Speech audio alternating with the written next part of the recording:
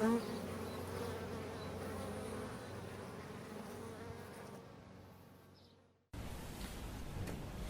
Trev here from Trevs Bees. Well, we're still in swarm season, and one of the things that bees do is they fly, just in case you hadn't noticed. And when they swarm, they don't always swarm at a cluster at a convenient height. Sometimes they're up there 5, 6, 7 metres tall. Well, last time I looked, I wasn't that tall. And even with my ladder that I usually carry, it'll get me up to about 3.5 to 4 metres. Quite often they're still out of my control, out of reach. So I decided I would do something about that. And this was version number 1. Just a little 20-litre bucket. I didn't have a lid for it, so I made a special one, and we'll talk about that lid in a minute. And I just made this 20-litre bucket. I drilled a whole heap of holes all around the side, and I thought that would be enough air vents. And then, because I'm a wood turner, I made myself a wooden lid. I drilled a whole heap of holes in the top. I put a big hole so I could make it into a beehive, and put that on there. The only trouble is that I found that with a whole cluster of bees in there, they all died very quickly because that egg space was nowhere near enough. So unfortunately, swarm number 1 that I caught with the bucket died. So that came to stage 2. So with a hole saw, I cut 8 holes in here, about 50 mils diameter, and then I cut the rest out with my nibblers.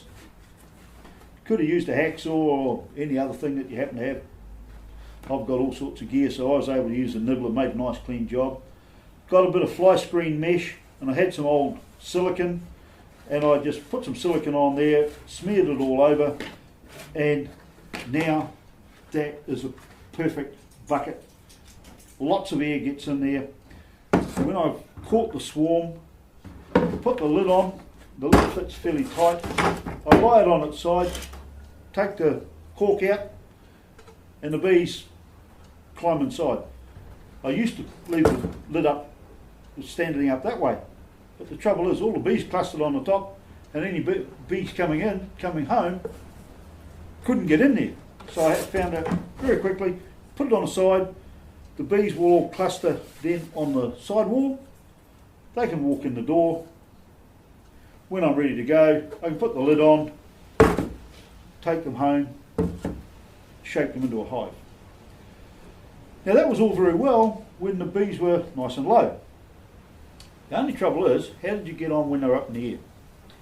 So I was at the recycling plant one day, and they found this little beastie, which is an aluminium commercial truck washing brush.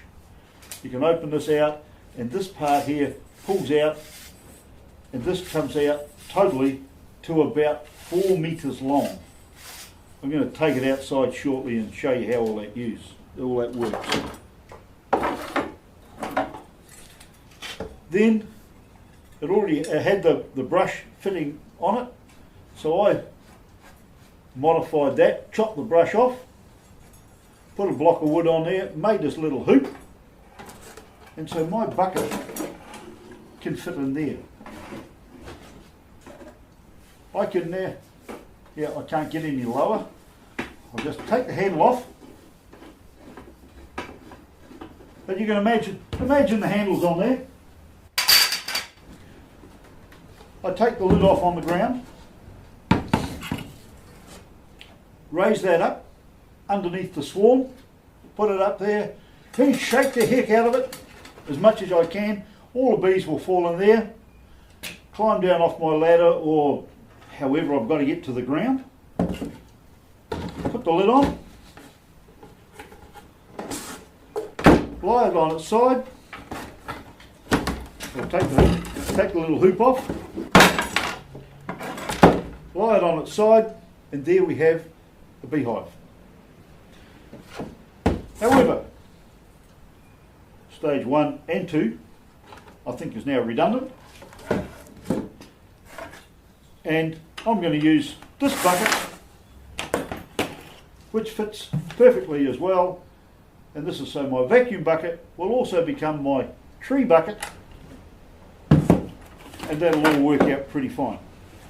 I can then still take that lid off, put that lid on, and I go home with lots of air vent in the box. So we're going to take this outside in a minute, show you how far I can reach from ground level with my pole and bucket, and sometime along the line hopefully we'll catch a swarm in the right location with the camera and the video sound recorder, and we'll be able to show it all in action.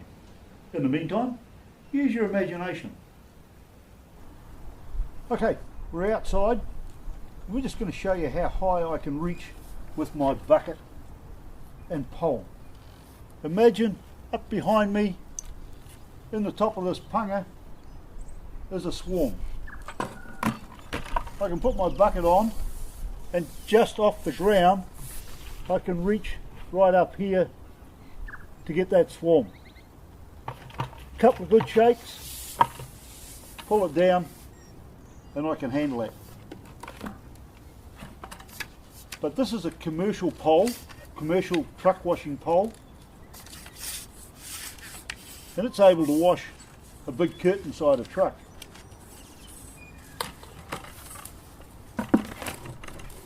So now I can get all the way up here, and I'm not even standing on my ladder. I can get another 2.5 meters taller by standing on my ladder.